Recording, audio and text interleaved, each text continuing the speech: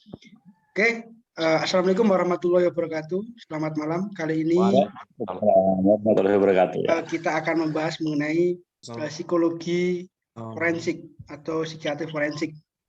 Nah, pertama, dalam perkembangannya, psikologi itu merupakan suatu ilmu di mana dia membahas mengenai mental manusia secara spesifik. Artinya objek kajiannya adalah mental manusia. Sehingga psikologi itu seringkali identik dengan ilmu sosial karena berkaitan dengan manusia. Nah, persoalannya adalah dalam perkembangannya itu ilmu psikologi itu memiliki rintangan yang itu membuat dia sulit berkembang.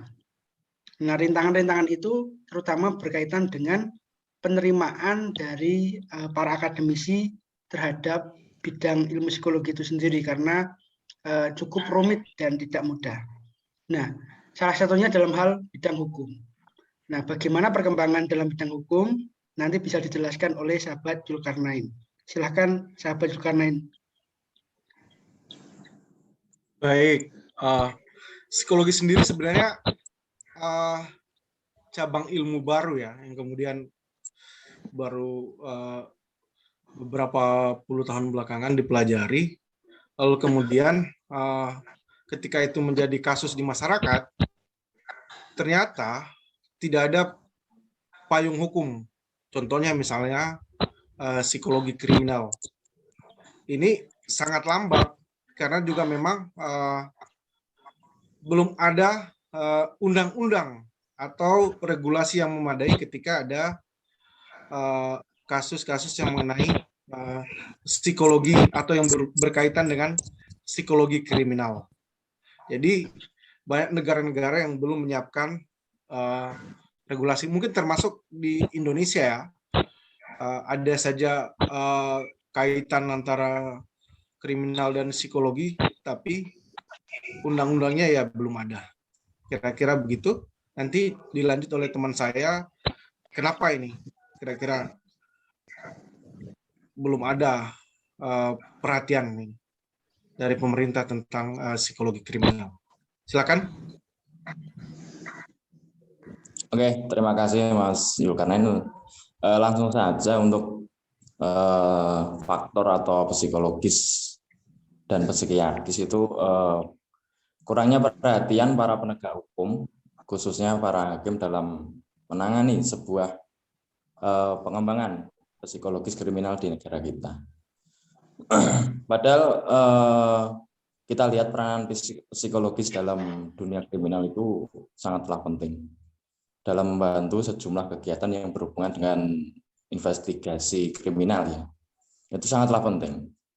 Mulai dari menciptakan profil dari perilaku atau korban yang berdasarkan informasi yang tersedia untuk melakukan tes psikologis. Jadi psikologis itu perlu perhatian khusus.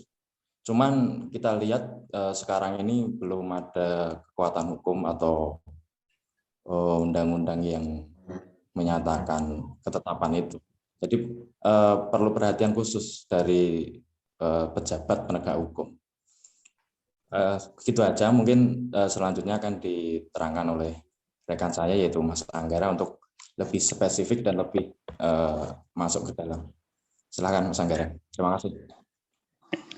Terima kasih, siap Mas Angga. Mungkin ya itu tadi ya, menarik sekali pembahasan terkait ini.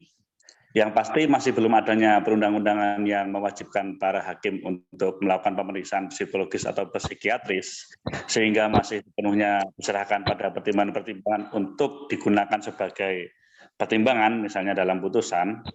Sebetulnya itu ya sangat disayangkan karena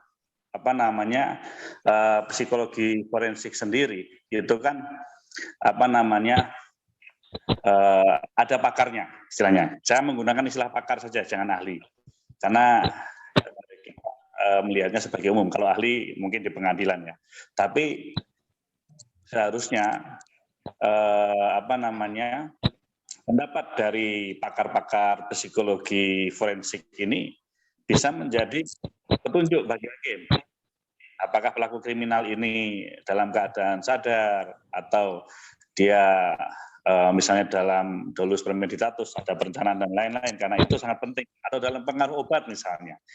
Nah itu tentunya ini menjadi tantangan, khususnya di Indonesia, di negara kita Indonesia ya, negara berkembang, ya di mana sistem hukumnya belum secara jelas, maksud saya secara jelas mengatur mengenai tindakan kejahatan oleh seorang psikopat juga. Gitu. Makanya seorang psikopat itu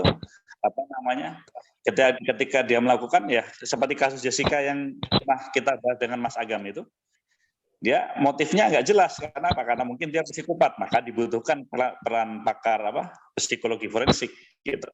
Jadi harapan kita tentunya segera dibuat payung hukum supaya pakar psikologi forensik ini dapat ditarik menjadi salah satu ahli di persidangan gitu. Karena selama ini jarang ya dipakai gitu. Saya kira begitu. Nah, mungkin ada tambahan dari teman-teman? Oke, mungkin itu ya penjelasan mengenai bagaimana Ada tambahan sedikit, maaf, saya ada tambahan sedikit.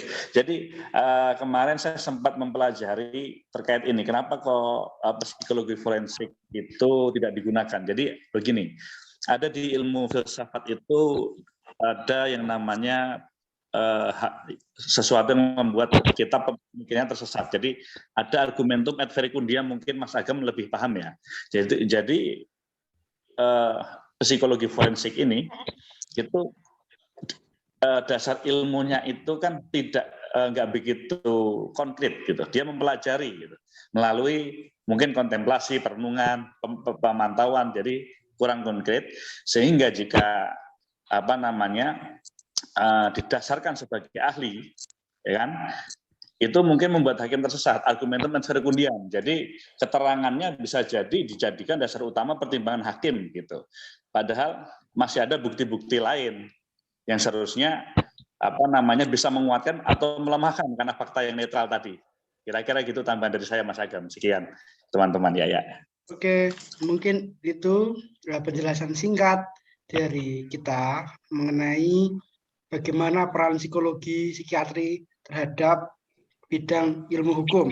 Nah, atas kelebihan dan kekurangan ilmu ini itu perlu menjadi PR bagi para ahli atau para pakar bidang psikologi itu sendiri.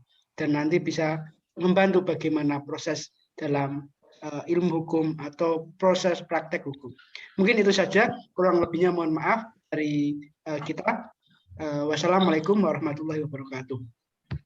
Waalaikumsalam warahmatullahi wabarakatuh.